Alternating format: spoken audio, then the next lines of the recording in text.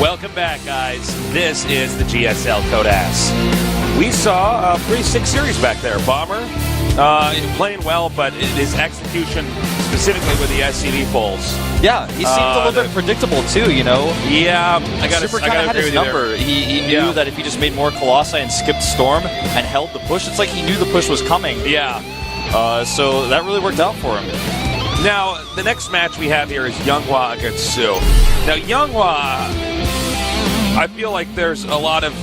I sometimes like to think of each of these pro gamers like as if it's Greek mythology.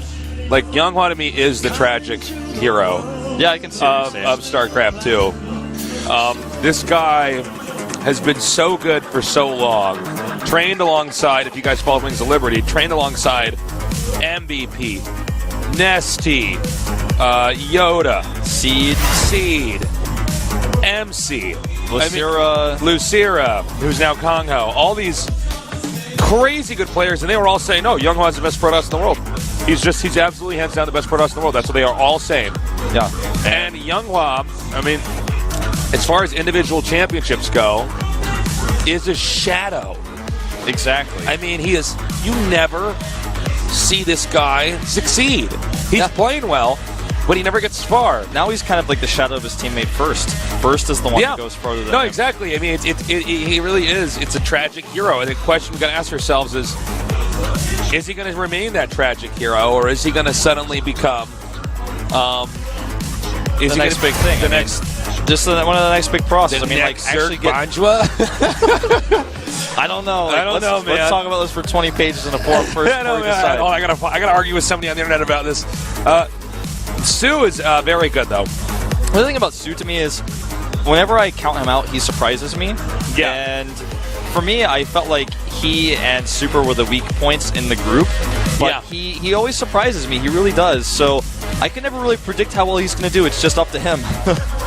I had to cast with Artosis a season ago, Su versus SOS. Oh, God, Let me tell you how that one, broke my brain. Well, we're about to cast Su versus Super potentially, so get ready for that. I get the name call wrong. I'm like, super good. So, as you can see here, YongHwa and Su, this PvZ should be really good. YongHwa is definitely an innovator.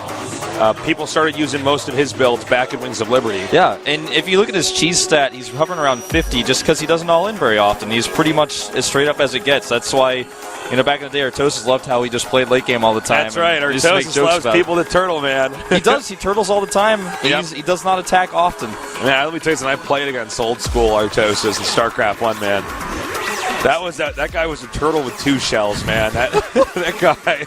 He's got a mutation with 2 shells. Yeah. He's got a shell for his nose. That was a turtle with 2 shells and a helmet on, and water wings on his little turtle arms. Okay, like shoulder pads, knee pads on. Shoes with arch supports. Like he's got like that rubber thing around his head just in case he like bumps into anything. Yeah, he's got it all. Our map is going to be Derelict Watcher. And after this, we're going to have the tempo set here for what the rest of today's matches are going to look like. Yep. Only 2 players advance from this group. The other 2 go out. Yeah, that's absolutely true. That's how Codes works, the best tournament in the world. So cutthroat here. And some of these guys are going to be out of Codes forever. Yeah, competition just so high here. Well, I'm here with Wolf. I'm tasteless. We're the Wolf without taste buds Archon, and this is GSL Codes.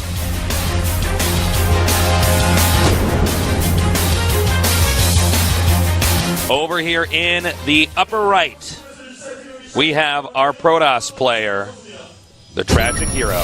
LGIM YongHwa.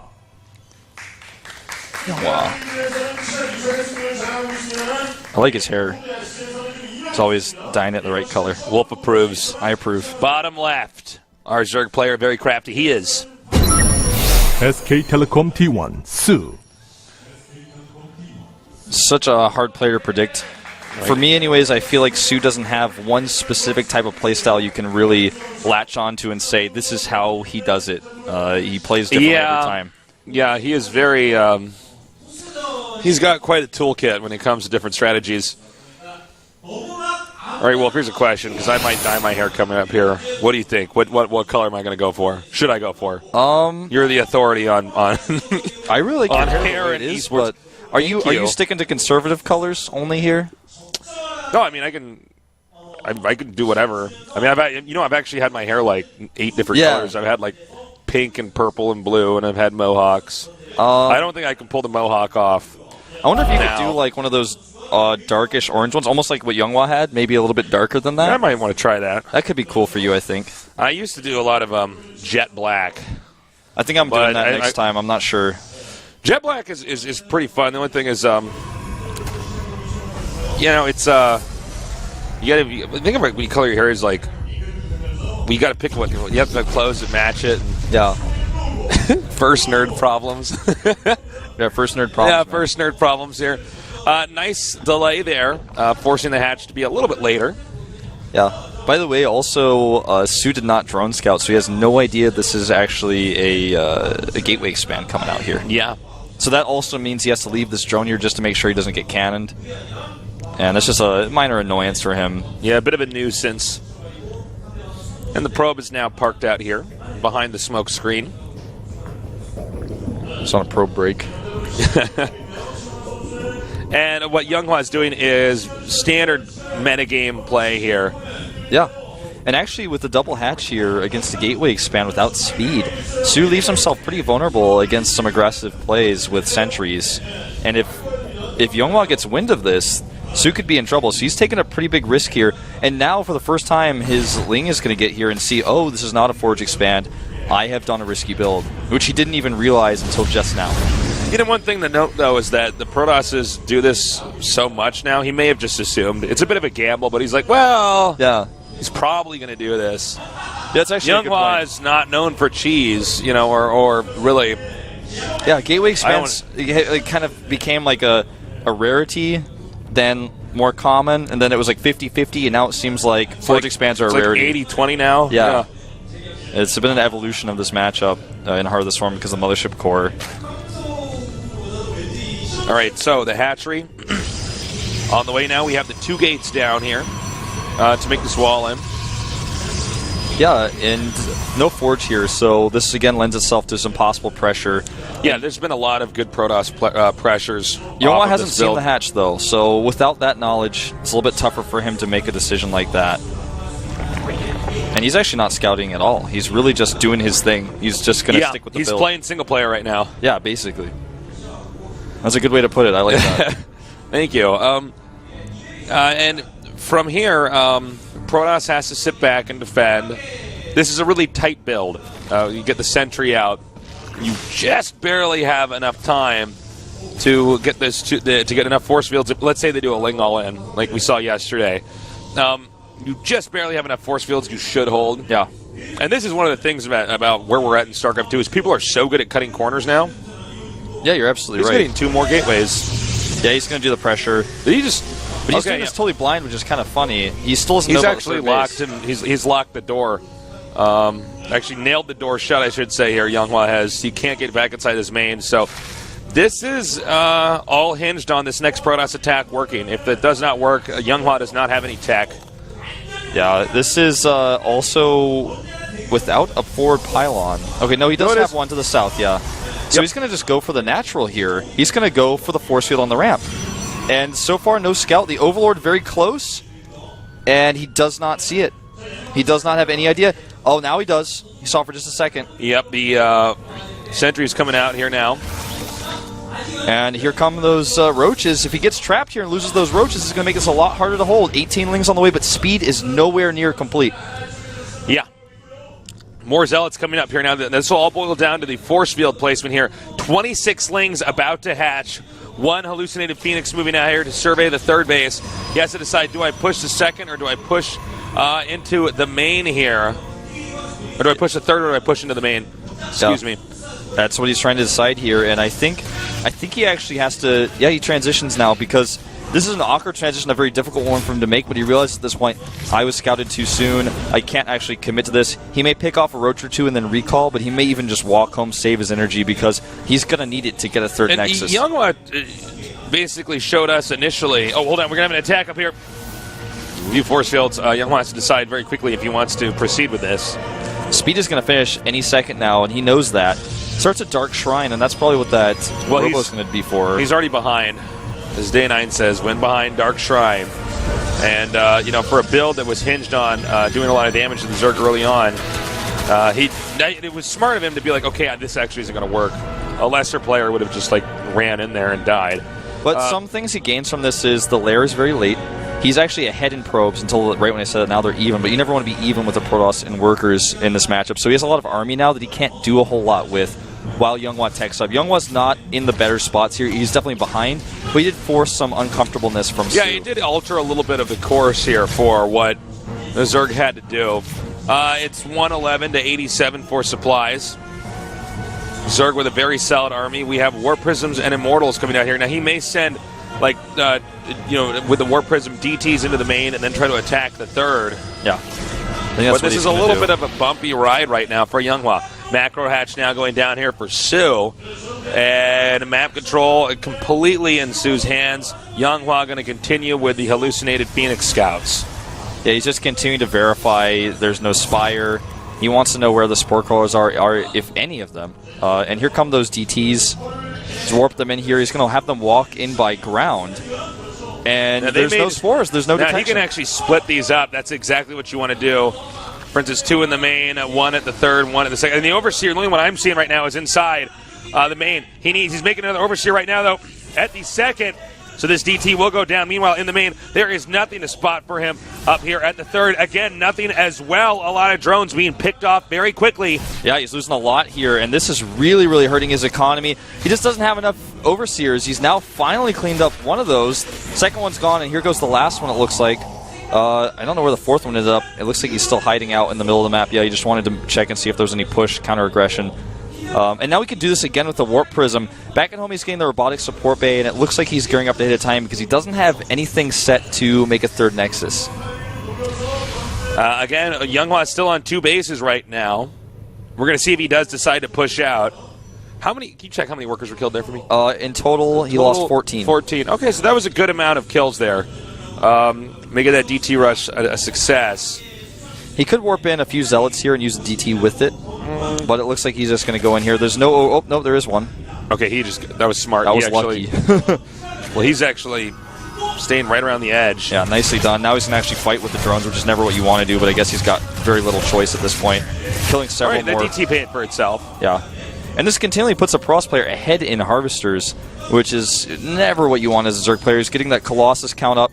Decides to not go for a push, but take a third Nexus with that economy lead he has in workers alone. And he still has the Warp Prism alive to constantly threaten Su from the back, so Su has to be a little bit wary of that. And the third's being taken here. The Zerg has to decide if he wants to press for damage now or wait and try to take his fourth.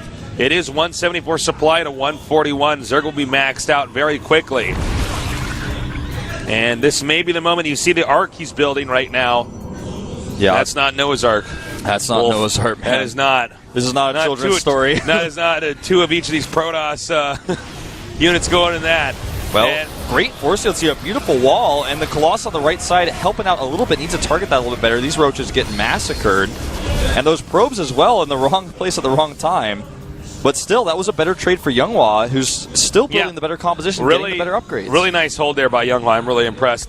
Well, Thermal Lance is almost done. And the Protoss is not that far off from being maxed out. Now, the real problem for the Zerg is he has to secure the 4th base. He just absolutely has to get that very soon. Yeah, and that's the why Protoss sitting on there. 3 base and a Zerg sitting on 3 base. The Protoss should win that every time. There's a Zealot to block the southern base, as you can see here. But he takes the northern base, which is less what YongHwa would expect, so he doesn't have anything to detect that one. And if that base gets up undetected, that could be great for Su. But he is actually sending right now a DT to check for it, and the DT itself may even force the cancel up to the north while this action unfolds in the middle of the map. And I got to highlight that Zealot down there at the bottom. It's so good. Yeah. I mean, these are these little things that can actually lead to a win. And it looks like we might have another attack here. Some Corruptors now in the mix. DT at the top left also going to work off camera on that hatchery. There's nothing to stop him. And here we go. Good force fields at the natural, and the engagement is on. Better concave here for Su. And it looks like the Corruptors, does he have enough? It doesn't look likely here. Yeah, it looks like the Mothership Core will 100% go down. A few more force fields coming up here. YongHwa trying to just keep control right now, but Su is being very careful about how he engages right now. So to come in here right as these force fields are probably going to die out. Again, a beautiful arced out Zerg army here. All the Colossi are gone. It is really just Stalkers and an Immortal and a Sentry left. Yep, and he's corrupted a lot of those Stalkers. The Immortal doing a lot of extra DPS here. One more Colossus joins the battle. Doesn't have enough Corruptors at the Stalkers target, but it looks like he's not going to do that. He's just going to fight the Zerg army on the ground. Could have saved that Colossus, but either way, cleans up the Zerg army. And this is a big problem, Tasus, because that base to the top left was killed by the DT. He has not done anything to deal with that. This is very problematic right now. 150 supply to 132. But, yeah, I mean, Zerg needed, even after that battle, it just had to have that fourth base up and running so we could send some drones to it. These other bases for the Zerg are not going to last that much longer. I mean, all he has on the map right now is 31 Roaches and 2 Hydras. He's got no higher tech units. He's trying to get more Corruptors out. Doesn't have any Hive tech on the way. No Infestation Pit. So he's really just sticking with Roach, Hydra, Corruptor here.